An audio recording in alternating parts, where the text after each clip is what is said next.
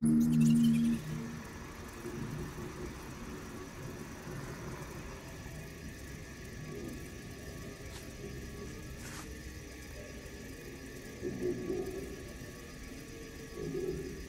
yang tidak punya ilmu itu memang agama perlu andalan, agama andalannya. Tapi kalau orang sudah mulai berpikir metafisik, rasional, masuk pada tahapan positif bahwa sesuatu itu harus bisa dibuktikan secara konkret, maka agama dibuang. Jadi itulah yang kita ini belajar sebenarnya banyak dipengaruhi oleh pandangan itu. Karena Agus Kam itu tokoh positivisme dan paradigma ilmu, cara kerja ilmu pengetahuan yang kita anut tentunya adalah positivisme. Tidak salah sebetulnya, cuma harus ditempatkan pada tempatnya. Sebab kalau dia dijadikan sebagai ukuran yang bersifat general untuk semuanya, pasti itu tidak cukup. Belum lagi kita bicara tentang eksistensialisme, marxisme, apa semua itu sudah pasti. Jadi agama dianggap satu. Nah, bagi kita sebagai orang Islam, kan dua-duanya kita harus hidup bersama. Kita harus hidup bersama dengan Islam menurut petunjuknya, juga kita harus hidup di dalam keadaan yang berubah-ubah ini. Sebetulnya begitu. Nah, itu sebabnya maka saya kira salah satu pemahaman yang bisa diangkat dari ayat, misalnya dalam Al-Quran dikatakan apa ya? Kadzalika ja'alnakum ummatan wasatan litakunu syuhada'a 'alan nas. Demikianlah Tuhan menciptakan kamu sekalian adalah umat yang wasatan. Jadi umat yang sebetulnya menjadi jembatan antara dua ekstremitas, kira-kira populernya begitu. Ekstrim bahwa kita harus hidup dengan pola amal yang tidak berubah, dan ekstrimnya yang lain kita harus hidup dengan pola baru yang semuanya tidak boleh diatur berdasarkan aturan lama. Ya, maka Islam mengatakan kadzalika ja'alnakum ummatan wasatan litakunu syuhada'a 'alan nas, supaya kamu bisa menjadi saksi di tengah-tengah kehidupan manusia yang berubah-ubah, yang bermacam-macam. Kira-kira begitu. Sebabnya maka kalau dalam pemikiran saya atau dalam pemikiran tertentu itu keunggulan atau kehebatan Islam itu karena Islam mengajarkan ajaran yang cocok, jadi sahihun li kulli zamanin wa makanin, kan itu. Islam itu cocok untuk semua masa dan semua tempat. Wherever you are, whenever you are, bahkan however you are, siapapun kita cocok. Orang miskin, orang kaya, pejabat, rakyat. Islam itu bisa masuk dan menjadi pedoman bagi dia untuk hidup secara Islam. Sehingga tidak bisa kita, oh hanya cocok buat orang Arab. Oh tidak, Islam cocok buat orang Indonesia juga. Hanya cocok buat orang ini. Oh tidak, Islam cocok buat orang Cina juga. Tapi pertanyaannya adalah, bagaimana Islam yang cocok dengan orang Arab, cocok juga dengan orang Indonesia, cocok dengan orang Cina? Bukan itu ada orang mengatakan, kalau begitu kita sama dengan Arab, ya jangan begitu. Kan bisa saja begitu. Itu supaya kita, ya ada yang sama lah, dan banyak yang tidak sama. Karena Al-Quran itu mengapresiasi, menghargai perbedaan, bahkan Tuhan yang menciptakan perbedaan itu. Ya, dalam Al-Quran, wa min ayatihi khalqus samawati wal ardi wa ikhtilafu alsinatikum wa alwanikum. Kan kira-kira salah satunya begitu. Tuhanlah yang menciptakan langit dan bumi, Tuhan pula yang menciptakan perbedaan-perbedaan warna kita, budaya kita, bahasa kita, ekspresi budaya kita. Itu kan berbeda-beda. Tuhan yang menciptakan. Loh, kalau begitu harus dihargai perbedaan itu. Dan Tuhan sendiri bilang, "Walau sya'allahu la ja'alakum ummatan wahidatan." Kalau Tuhan mau, kamu satu saja, semua sama, semua pikirannya sama, ya, kecenderungannya sama, karena itu tidak akan ada konflik. Nah, semua sama-sama, bukan begitu. Tapi Tuhan tidak menjadikan kita seperti itu. Walakin dia berwakum fima ata. Tuhan itu hendak menguji kamu terhadap apa yang datang kepadamu, berikan datang keadaan yang menimpa kamu, kira-kira seperti itu. Jadi Islam, pemikiran Islam itu sebetulnya adalah usaha untuk menjembatani antara ajaran Islam yang bersifat tetap dengan kehidupan manusia yang berubah-ubah. Karena itu diperlukan pemikiran. Nah, karena itu kalau kita berpikir tentang Islam ini memang harus kita perjelas ada Islam yang bersifat tetap, tidak berubah-ubah, berlaku universal. Ada juga yang berubah-ubah. Karena itu ada yang disebut dengan ajaran yang disebut ya, ada yang tetap tidak berubah, qat'i sifatnya, qat'i universal, tapi ada yang bersifat tatawur, dia bergerak berubah-ubah, itu zanni sifatnya kan. Jadi harus begitu, jangan sampai dibolak-balik. Hal yang bisa berubah dipaksakan sama, hal yang tidak bisa berubah dibuat berubah. Nah, bagaimana caranya? Harus ada pemahaman gitu tadi. Oh ini qat'i, artinya sesuatu yang memang sudah seperti itu bersifat mutlak harus sama. Ini bisa berubah-ubah. Kira-kira sederhananya kalau kita berbicara tentang itu, saya biasa menggambarkan begini. Jadi kalau kita bicara tentang Islam itu kan sebuah istilah yang sangat luas. Islam. Kita duduk di sini kan bisa dikatakan Islam juga. Tapi kan ini kategorinya Islam yang berubah-ubah kan. Bisa begini, bisa tidak begini, kan bisa pakai apa? Pakai ini media sosial, bisa tidak. Kan itu yang berubah-ubah. So dengan begitu hidup ini berjalan secara normal. Nah, jadi ada yang Islam, kalau kita bicara tentang Islam yang tetap, yang murni, yang asli, dan itulah dari Allah. Apa itu ya? Itu tadi wahyu, Al-Quran, hadis. Karena kalau memang hadisnya enggak, memang sudah seperti itu. Ya cuma saja bedanya Quran dengan hadis. Quran itu ya secara teologis memang apa namanya ya, tawatur istilahnya gitu ya, mutawatir. Semua menganggap sama Qurannya. Jadi Sunni kalau kita bicara itu Syiah, Ahmadiyah sama Quran. Iya, Islam Sunni, Islam Syiah, Ahmadiyah gitu ya. Kecuali mungkin kalau ada yang Pak ini yang beda. Kayaknya sejauh yang saya teliti, yang saya kaji, enggak beda. Sejauh yang saya teliti, kecuali mungkin ada yang punya. Tapi memang juga banyak yang di media sosial itu sampai di posting ayat ini katanya berubah semua. Tapi kan itu harus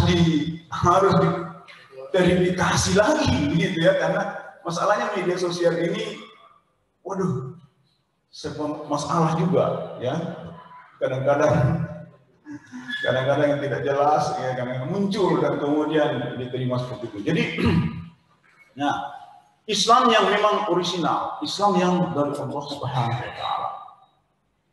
Ya Al-Quran, ya hadis, karena yang kita masukkan di hadis yang betul-betul dari Allah. Tadi saya yakin penceramah dua di depan saya itu ahli hadis semua ya, dari guru Prof. Arifudin Ahmad dan Dr. Andi Darussalam ahli hadis. Jadi ini pasti menjelaskan tentang itu. Nah, hadis itu kan macam-macam. Dari segi kualitasnya ada sahih, ada hasan atau dhaif, dari jumlah perawinya ada mutawatir, ada masyhur, ahad. Belum lagi ada yang mursal, munqati, apa muntasil, wah macam-macam itu kan. Kalau Al-Qur'an tidak ada. Punya Quran, ya Quran. Karena memang dia meyakinkan sehingga disebutnya qat'iyul wurud, ya qat'iyul wurud, dia yakin betul benar itu dari Allah Subhanahu wa taala. Tapi kalau hadis belum tentu, tunggu dulu. Ada banyak hadis riwayat Bukhari ternyata diragukan ya. Kalau Pak Arifudin Ahmad itu seingat saya waktu menulis tesis, dia menulis tentang hadis kedatangan Nabi Isa. Kan itu populer sekali. Populer kedatangan Nabi Isa, maksudnya menjelang akhir kiamat. Dia teliti hadisnya. Kalau saya tidak salah paham perpaduan kesimpulannya, hadis itu lemah. Ada di dalam Sahih Bukhari, kalau tidak salah. Dan bahkan di tradisi kita itu sangat kuat sekali. The second coming of Jesus Christ, kedatangan kedua. Maka orang Kristen itu kan, waktu saya sekolah di Barat gitu ya, saya suruh juga di jalan, hey brother, are you a Christian? Do you believe in Christ? I said no, I'm a Muslim. I believe Jesus is a prophet. Well, but you have to believe Jesus Christ will come. Jadi dia bilang sudah mau datang nih, Yesus Kristus. Dan kalau kamu tidak beriman, kau nanti rugi. Persis sama yang saya dengar di dalam hadis juga.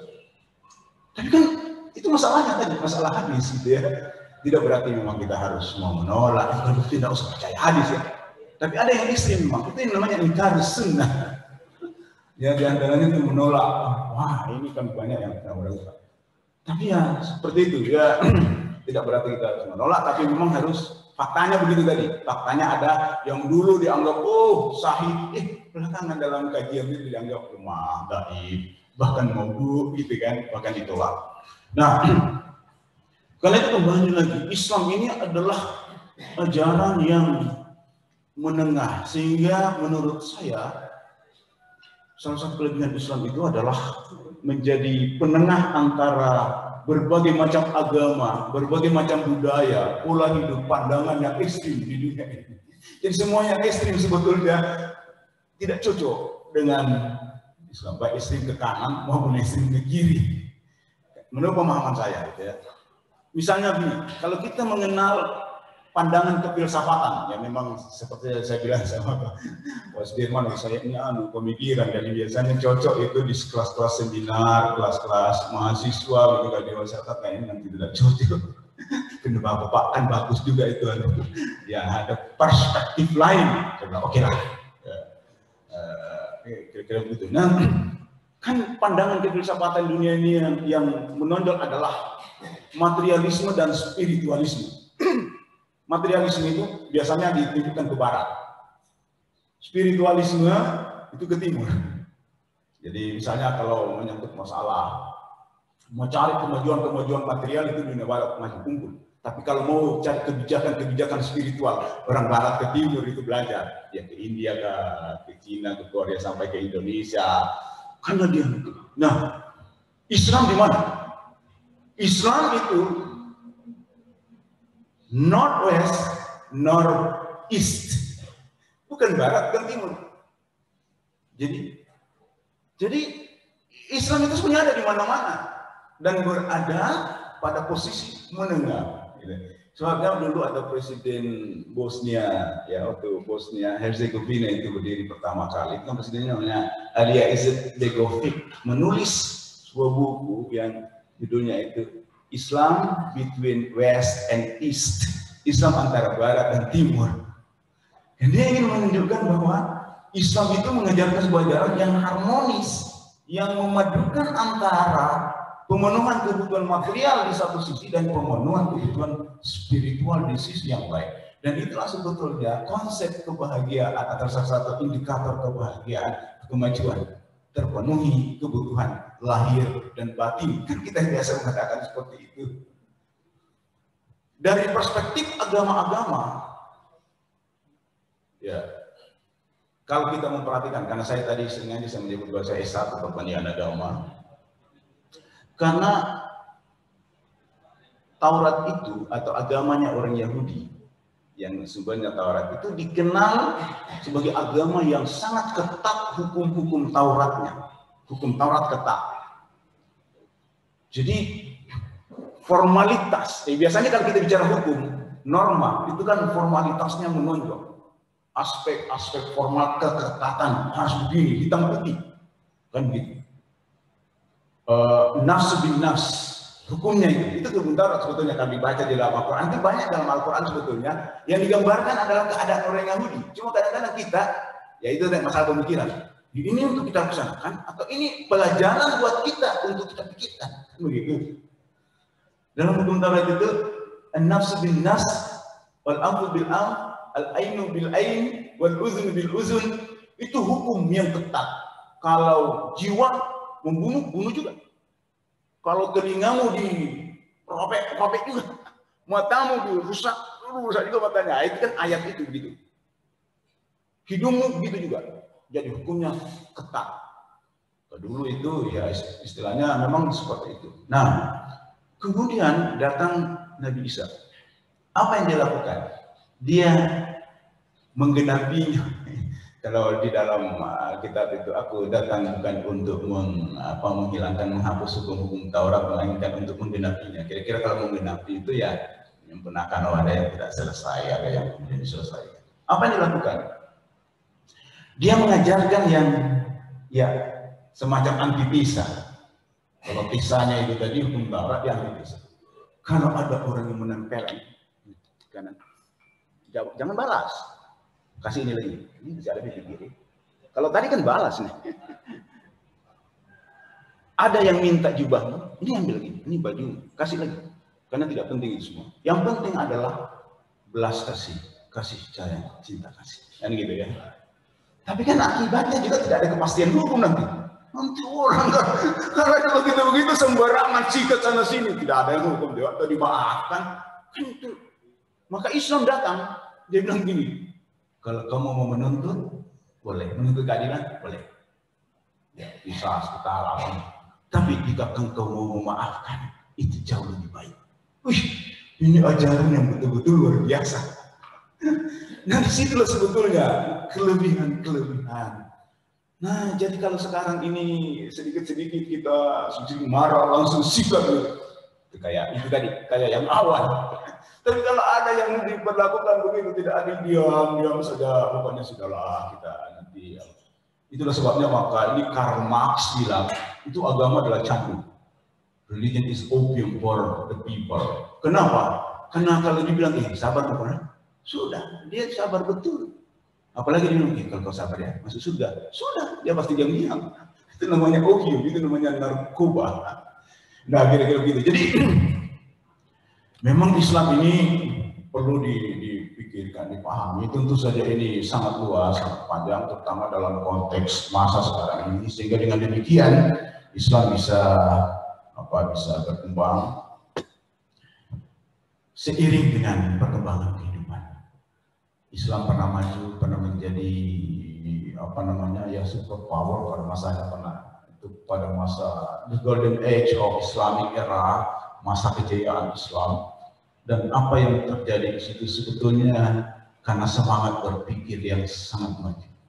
Ilmu pengetahuan banyak berkembang, teori-teori yang dikembangkan oleh dunia sekarang yang pengetahuan sebetulnya banyak berasal dari sana.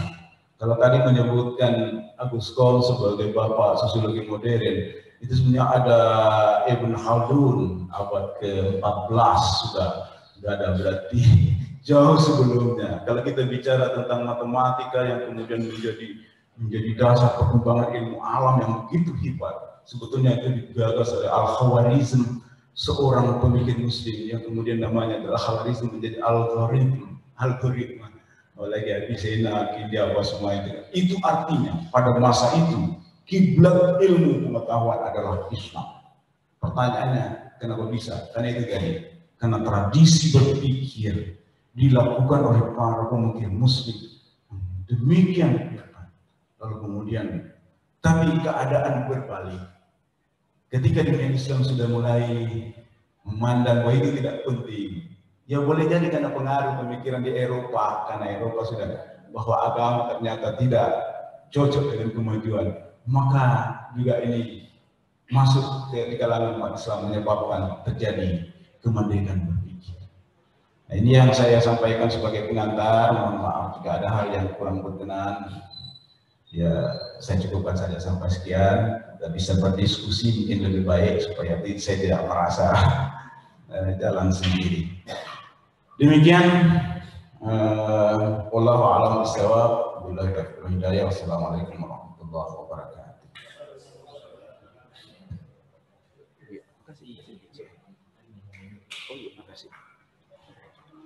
Baiklah, selanjutnya setelah kita mendengarkan pemaparan dari beliau, maka mungkin di antara kita jamaah ada mau sharing.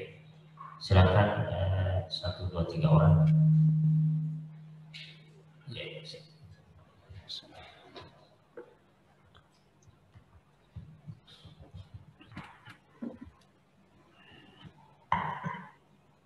Bismillahirrahmanirrahim.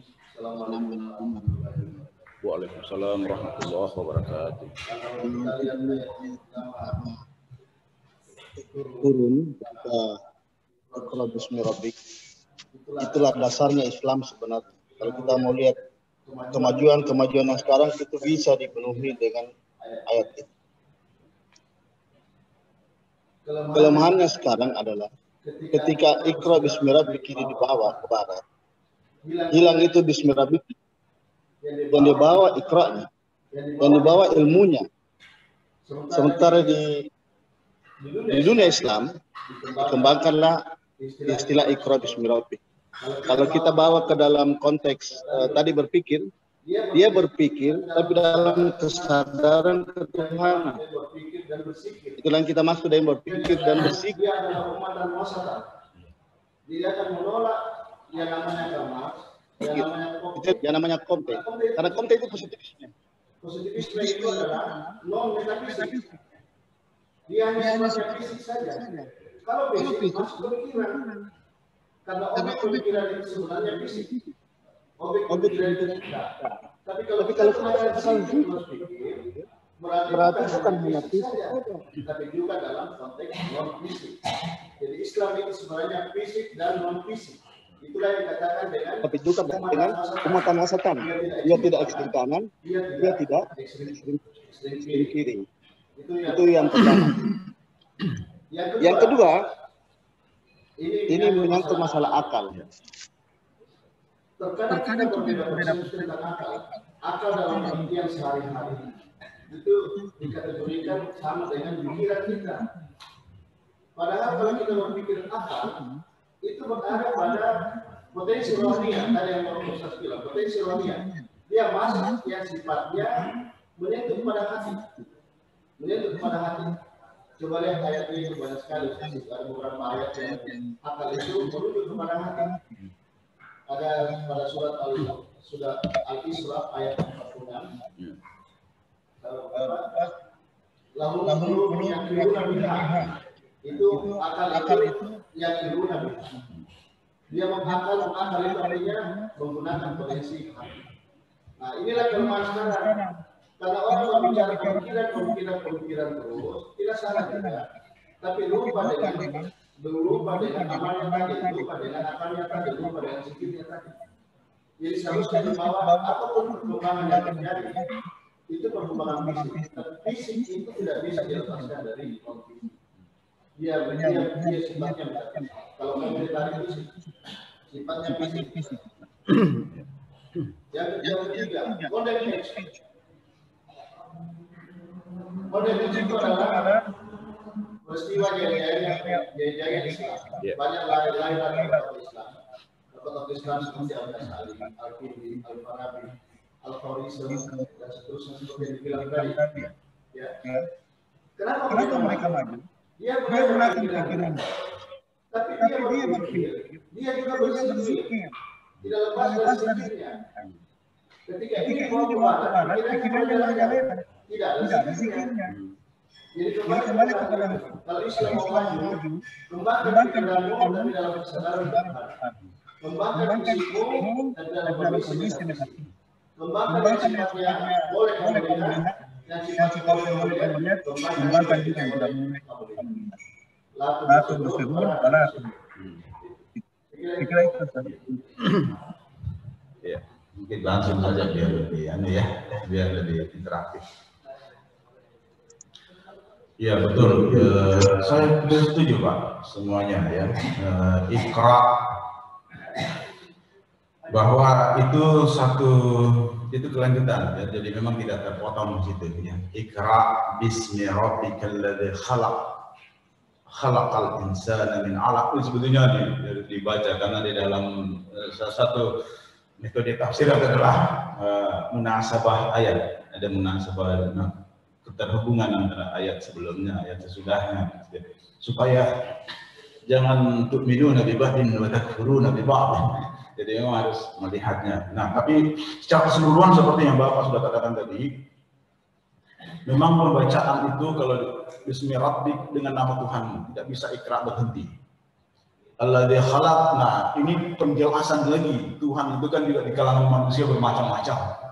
Karena Tuhan itu kalau dalam bahasa Arab ilah itu Tuhan.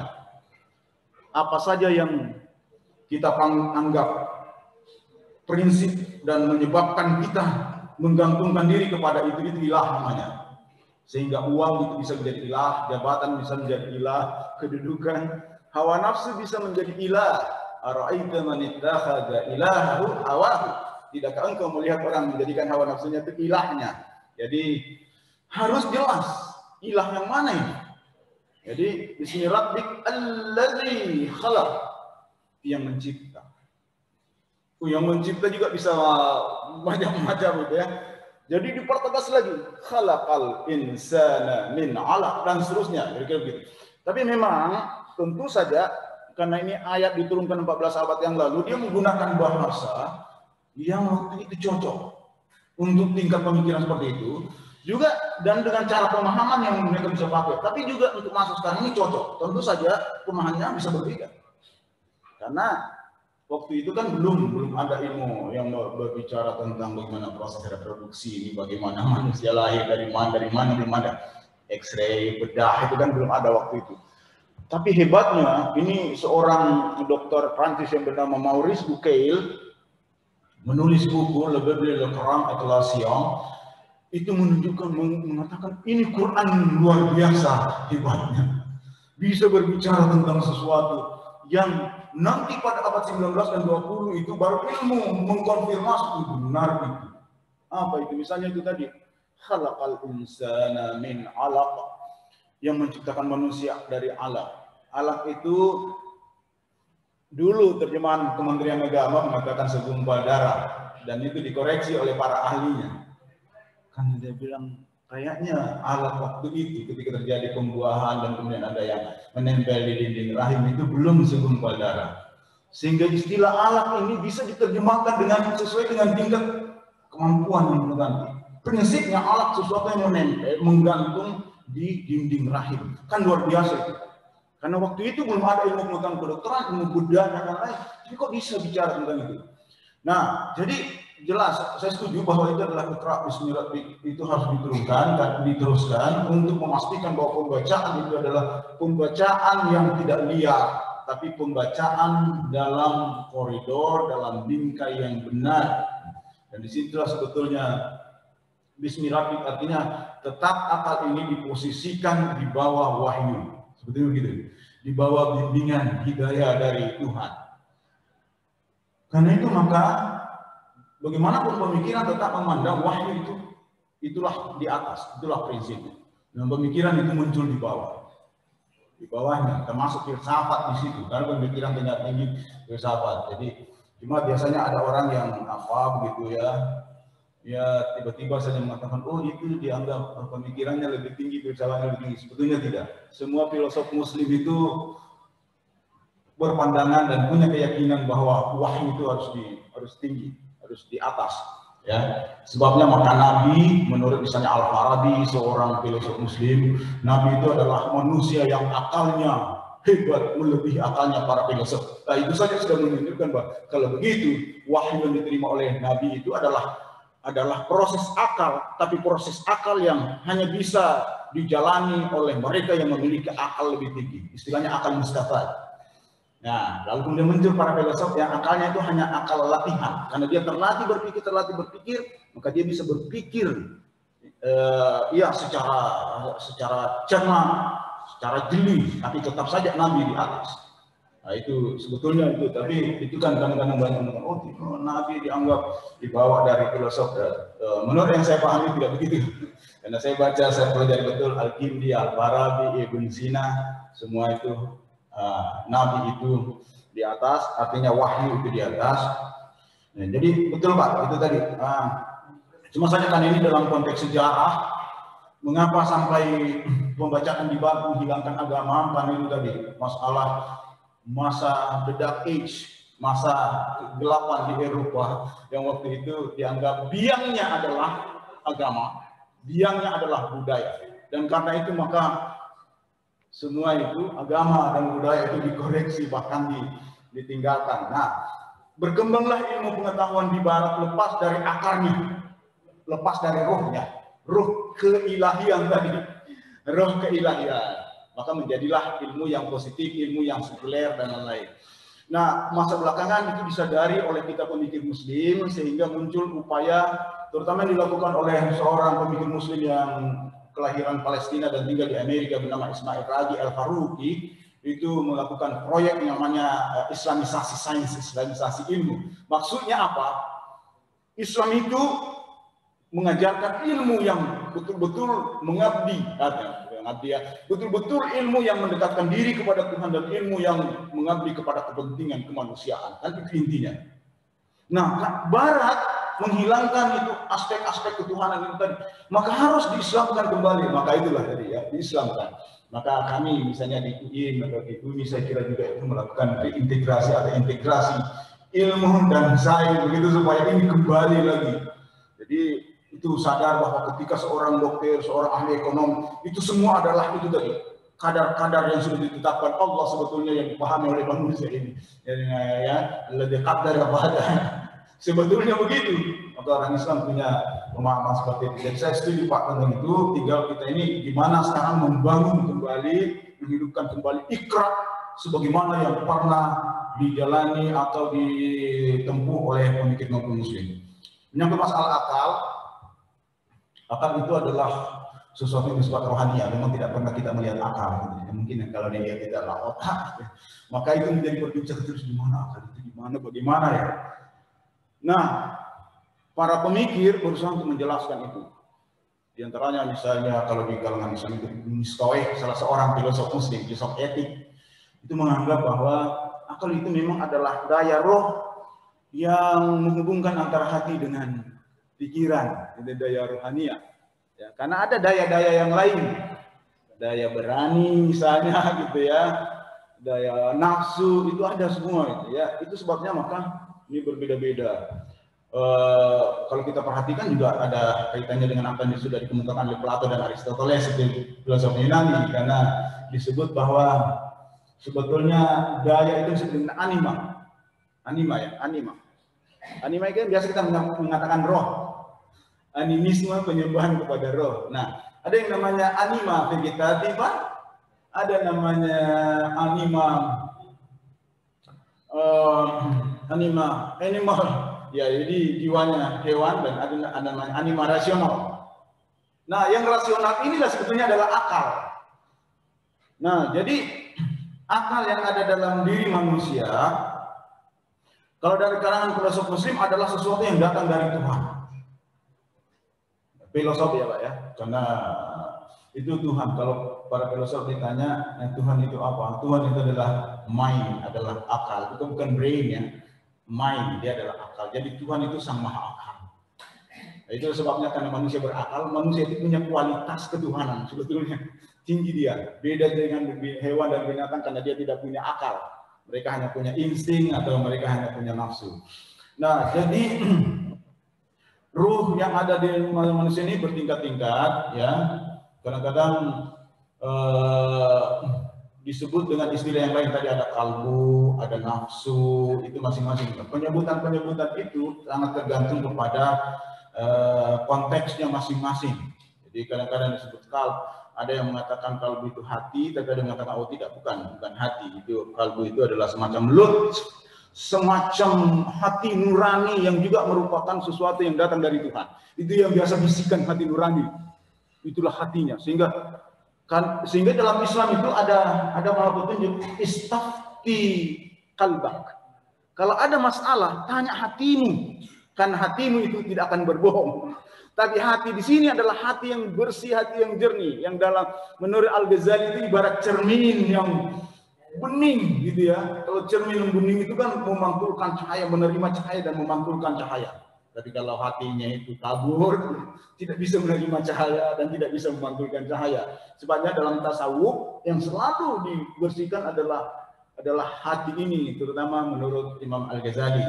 Jadi akal itu akan ikut jika hati ini bersih. Benar, saya kira sudah seperti yang saya sebutkan tadi Pak. Saya setuju bahwa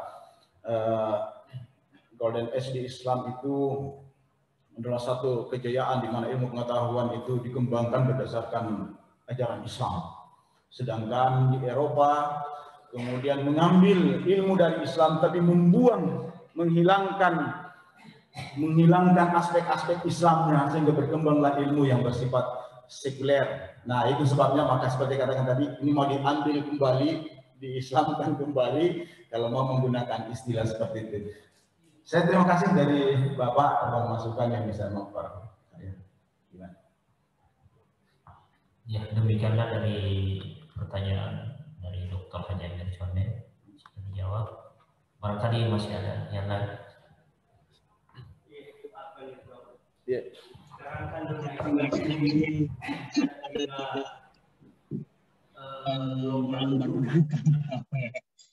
Kita kenal dengan ada Hanafi yang berkembang, sehingga pemikiran Islam kan selalu memilih antara pilihan-pilihan seperti itu. Kembali ke masa lalu atau kita mengembang ke masa depan yang lebih konkret, lebih nyata.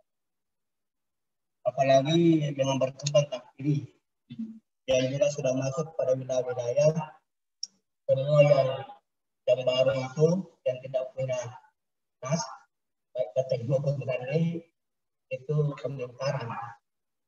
Mungkin dari situ lahirnya benturan-benturan pendapat-pandangan sehingga melahirkan perbedaan yang malah apakah kita berbeda. Nanti gimana solusinya itu?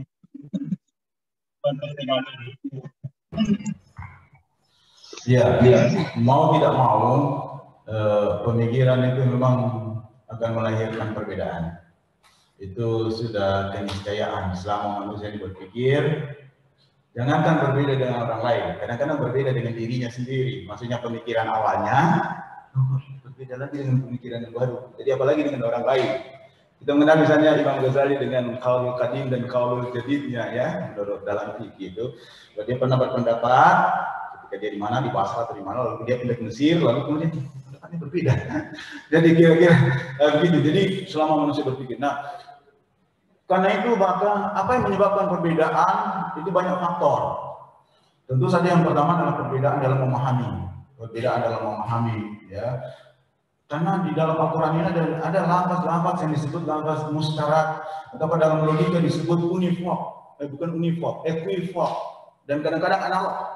Dan kalau dalam logika ada univok, kata yang jelas makna dan lafaznya itu berhimpit, pas. Dia mengatakan ini jalan kotek, kan gitu ya. Tapi kan bisa saja dengan saya mengatakan jalan kotek, tapi bukan yang ini, karena ada makna lain. Nah, itu namanya sudah lafaz musyarak. Dalam Al-Quran kan ada banyak begitu. Jadi misalnya apa ya, tentang haid perempuan dan istilah seperti huruf itu apa perbedaan ulama? Ada yang mengatakan 3 kali haid, ada yang mengatakan 3 kali suci. Beda itu. Kali suci mungkin agak lebih lengkap ya, karena sudah 3 kali suci. Kalau haidnya kan begitu haid berhenti sudah. Tapi ini kan suci.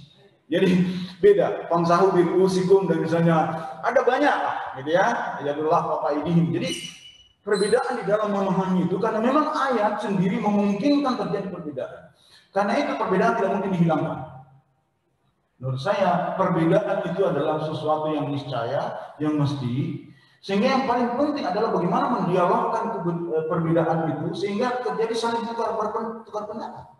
Jadi tadi itu misalnya Salafiyah atau Khalafiyah itu kan metode sebetulnya, metode cara dia untuk cara yang salaf itu kalau bisa jangan pakai ini dulu. Nah, itu kan metode. Oh, cari dulu riwayat. Nah, maka ada namanya tafsir bil riwayah atau bil ma'thur. Satu ayat ditafsirkan oleh ayat yang lain, oleh hadis yang lain. Itu namanya metode. Ya kalau ketemu. Tapi kan ada namanya tafsir bil ra'yi.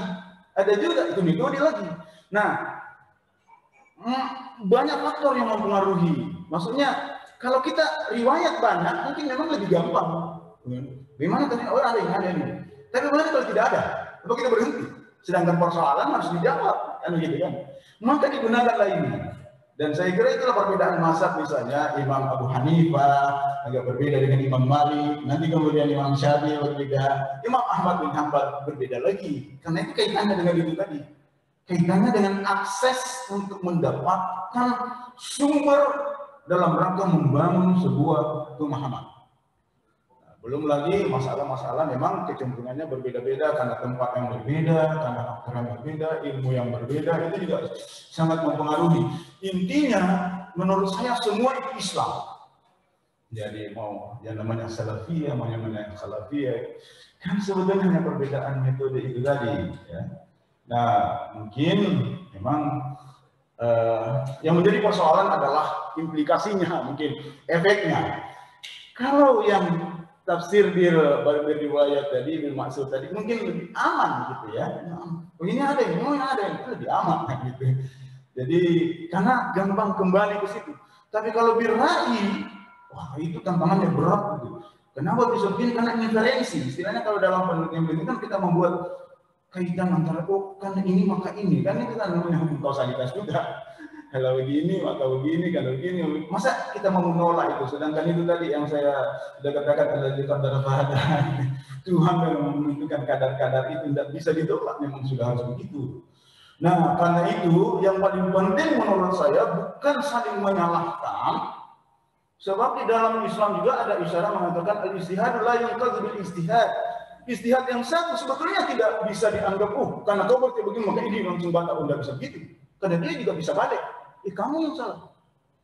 Jadi ijtihad ya silakan selama ijtihad itu memang dijalankan sesuai dengan prinsip-prinsip yang diakui. Ya, itu mungkin itu masalahnya. Ya, siapa yang mengakui? Boleh jadi diakui oleh kelompok ini, tidak ke yang lain. Nah, itu menurut saya ini yang harus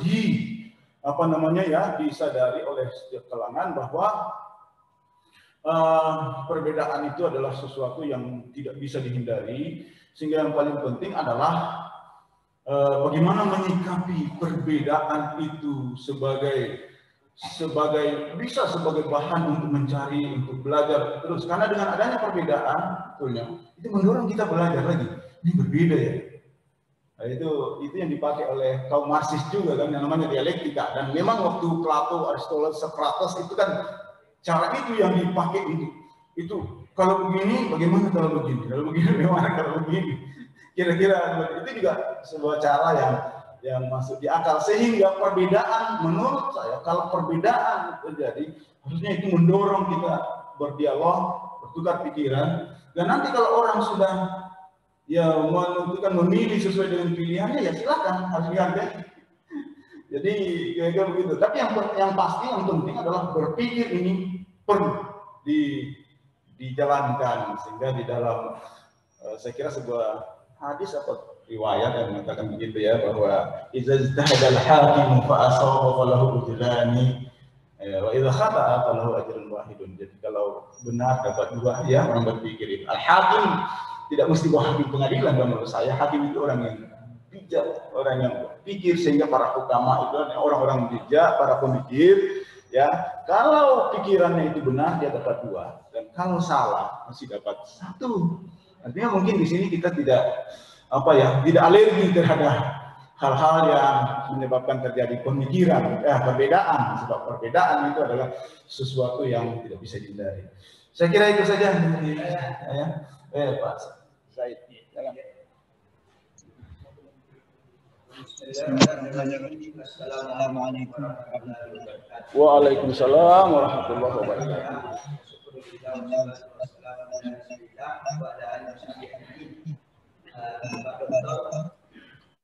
Dalam membicarakan pemikiran, kalau seperti kami ini itu berpendapat bahwa segala bentuk pemikiran itu pada artinya tolak ukur kebenarannya.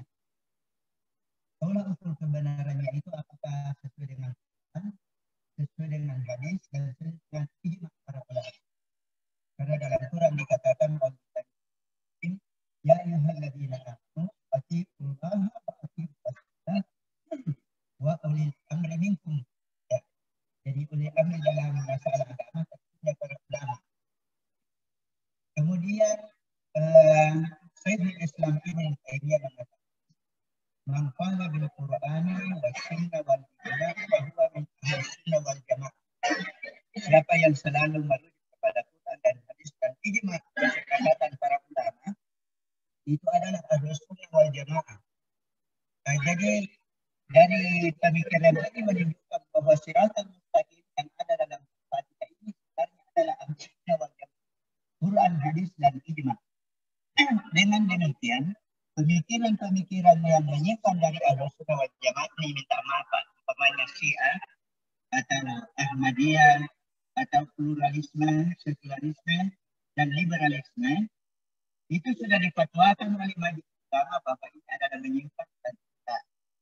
Jadi kalau menurut saya kita ini sebagai umat Islam sebenarnya sudah memiliki acuan sebagai jangan kita apakah ini Syiah benar atau salah ini. Yang sudah ada fatwa majelis ulama yang berdasarkan Quran dan hadis dan ijma para ulama.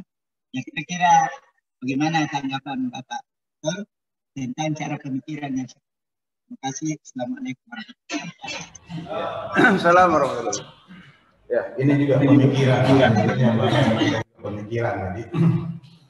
Ya itu tadi bahwa akan ada perbedaan-perbedaan. Ya, mungkin fatwa yang disebut fatwa majelis ulama.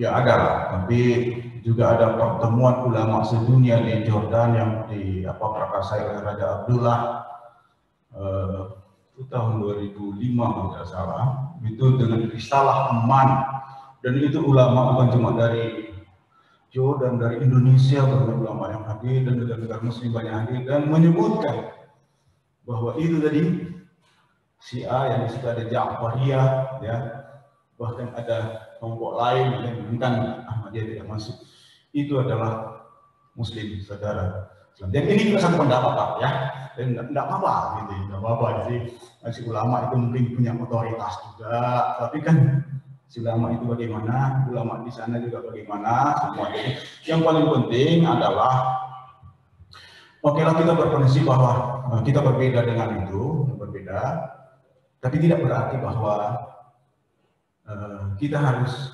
menghilangkan perbedaan itu, apalagi dengan kamu itu apalagi masuk neraka atau apakah kan Pak Ilyas tadi sudah menyebut apakah itu kelompok-kelompok yang cenderung takfir itu terlalu gampang menurut saya, itu seharusnya sangat dipersulit mengkafirkan itu, karena juga suatu saat itu Rasulullah SAW marah kepada anak angkatnya Usama bin Zaid karena dilapor kepada Rasulullah bahwa Usama membunuh seorang suku dari misalnya itu dari orang Yahudi yang memberontak. Ketika itu didatangi oleh pasukan utusan Rasulullah ke sana, maka ditangkaplah satu orang tidak melarikan diri, lalu orang itu kemudian menyampaikan syahadat pada sallallahu alaihi wasallam pada Rasulullah. Tapi kan Usama ini seorang anak muda mungkin yang perasaannya masih juga dan ini akal-akalan ini karena sudah tidak ada cara lain lagi, dia bunuh orang itu. Nah sahabat yang tadi sudah berusaha mencegah itu melapor kepada Rasulullah. Sampai menurut riwayat yang sampai kepada kita itu 3 kali Rasulullah itu menegur Usama bahkan dengan kesannya marah. Akatalta, apakah engkau betul membunuh? Lalu kemudian dikatakan, kau sudah buka dadanya kah? Sehingga kau mengetahui bahwa dia hanya berpura-pura mengatakan la ilaha illallah. Artinya, ya sebetulnya hal yang sangat penting itu ada di dalam, dan yang ada di dalam itu tidak tahu sebetulnya kita ini, gitu ya. Nahnu nahkumu bidzawahir wallahu yatawalla sarair. Sir yang fundamental dalam sebetulnya Allah. Jadi dalam kehidupan bersama selama kita tidak saling membunuh apalagi gitu ya, tidak saling, saya kira itu sesuatu yang akan selalu ada, perbedaan akan selalu ada, orang yang mengklaim diri paling benar selalu ada, tapi ya yang paling baik adalah ya orang menganggap kita mungkin lawan, tetapi kita anggap sebagai kawan dan lain sambil melihat bagaimana caranya supaya tetap kita bisa hidup. Jadi saya mengapresiasi pendapat Ustaz Said tadi bahwa ya itu bahwa Quran. Tapi kalau ditanya semuanya Pak, semua jawabannya sama juga. Kami ini Syiah, kami juga ikut Al-Quran, kami juga ikut Rasulullah, kami juga ikut ijma. Tapi ijma'nya siapa? Ya ijma'nya ulama-ulama yang dulu. Salahkah dia mengatakan begitu? Bagi kita mungkin salah, bagi dia tidak salah. Karena itu yang dia. Jadi maksud saya kita bicara tentang benar dan salah ini memang kita semua punya ukuran-ukuran saya kira, gitu. Dan itu haknya kita.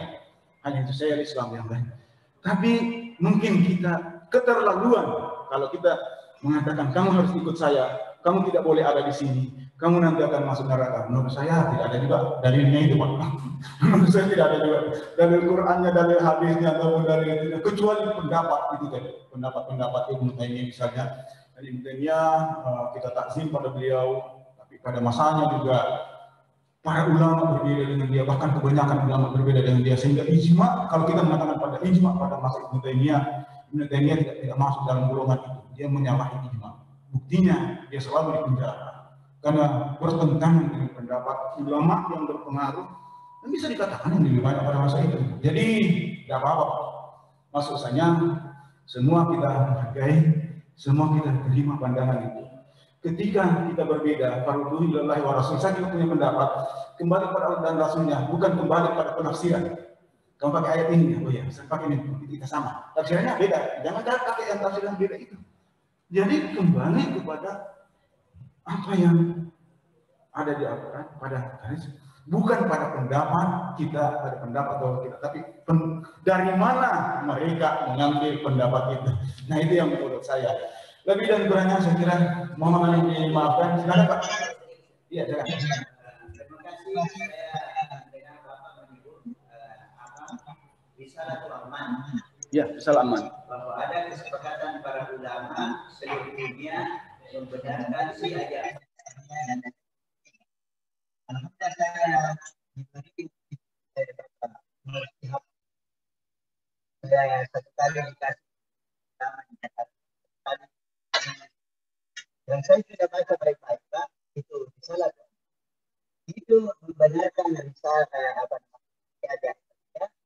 Lalu di situ disebut bahwa semuanya dibenarkan karena perbedaan yang terjadi di kalangan golongan ini adalah perbedaan yang penting. Semuanya mengakui kepentingan yang kita kenal. Semuanya mengakui kepentingan yang lima. Jadi si yang dibenarkan yang mengakui iman yang benar, rukun Islam yang lima.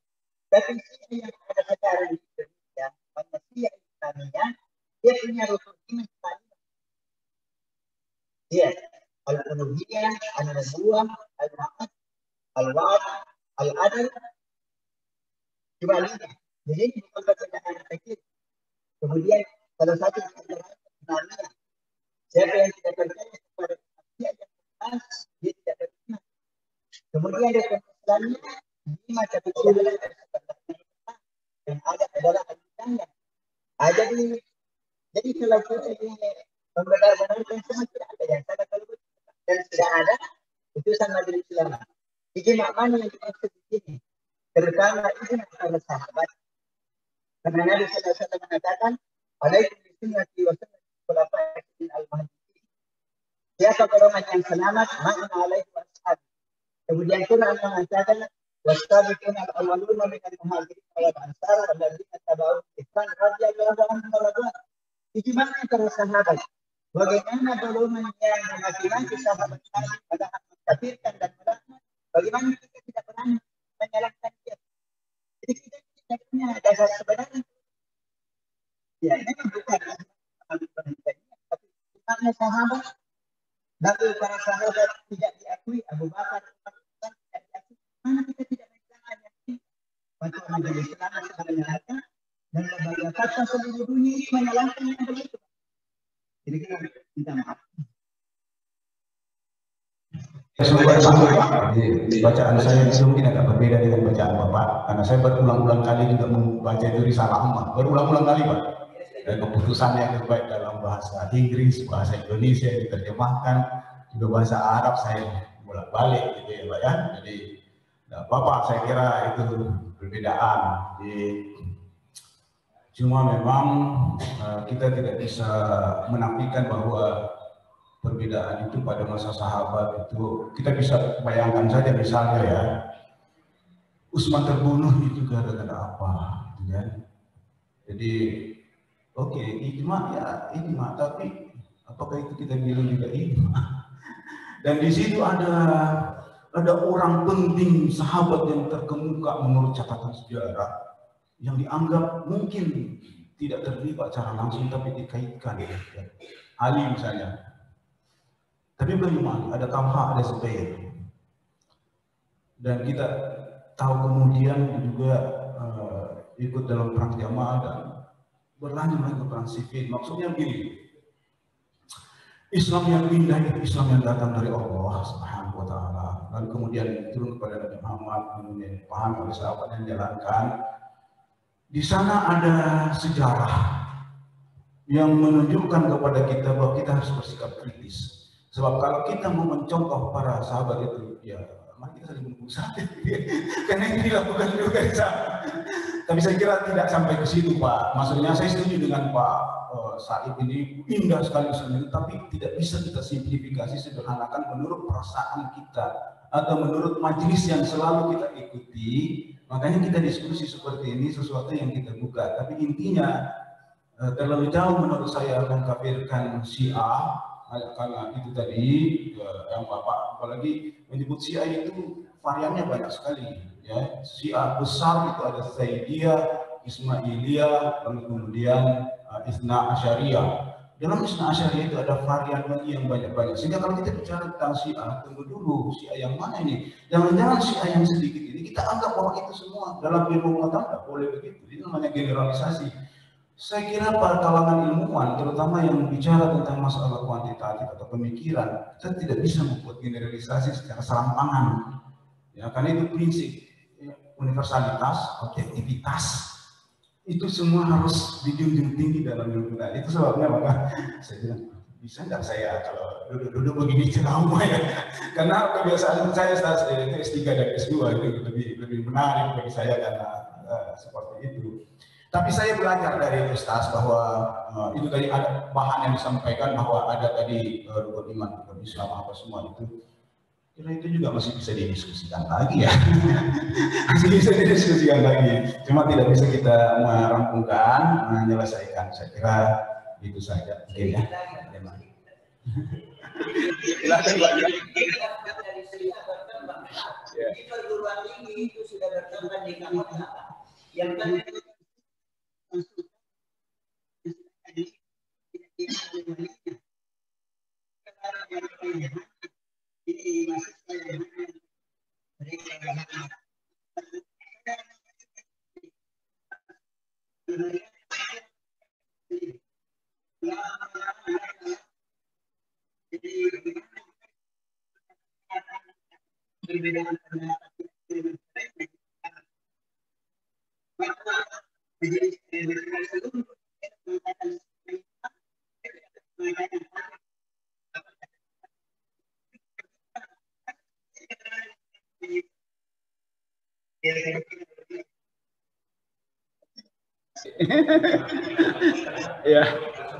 Ya, masukan. Mungkin cukup, ada yang lain lagi mungkin. Ya, baik. Ya, terima kasih. Alhamdulillah, demikianlah kajian Ahad Subuh pada kali ini dibawakan oleh Al-Quran Dr. Haji Nurman Said MA. Mudah-mudahan apa yang disampaikan tidak bisa ambil manfaatnya dan menjadi bahan ilmu bagi kita untuk ke depan. Baiklah, barangkali untuk lebih hikmatnya ditutup dengan doa oleh Bismillahirrahmanirrahim. Alhamdulillahirabbil alamin, hamdan lillahi hamdan syakirin, hamdan yuwafi ni'amahu yukafi mazidah, ya rabbana lakal hamd kama yanbaghi li jalali wajhikal karim wa azimi sultan. Allahumma shalli wa sallim ala sayyidina Muhammad wa ala alihi wasallam.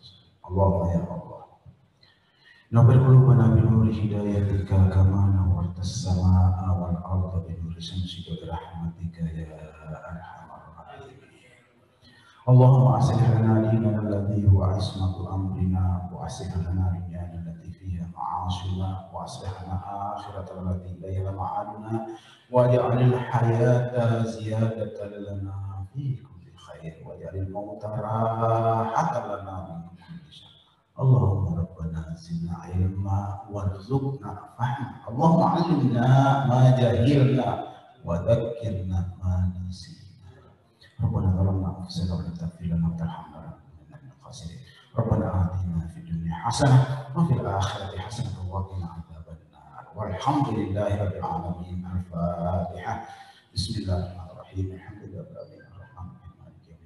إياك نعبد وإياك نستعين اهدنا الصراط المستقيم صراط الذين أنعمت عليهم غير المغضوب عليهم ولا الضالين